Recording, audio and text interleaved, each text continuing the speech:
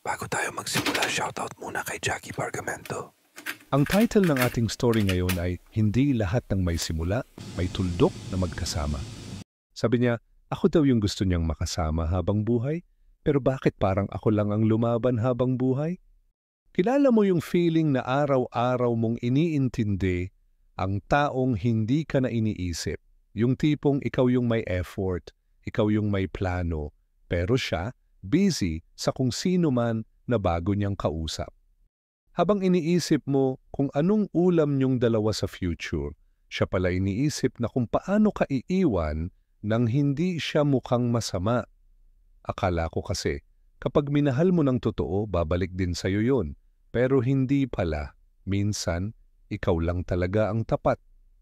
At siya, tapat sa iba.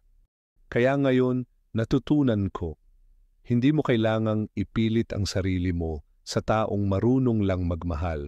Kapag may kailangan, yung pagmamahal, hindi dapat isang laban lang ng isa. Dapat sabay kayong lumalaban. Hindi ikaw lang ang sugatan. Ano ba ang aral dito? First, hindi lahat ng minamahal, magmamahal, pabalik. Second, love yourself enough to walk away when respect is no longer served.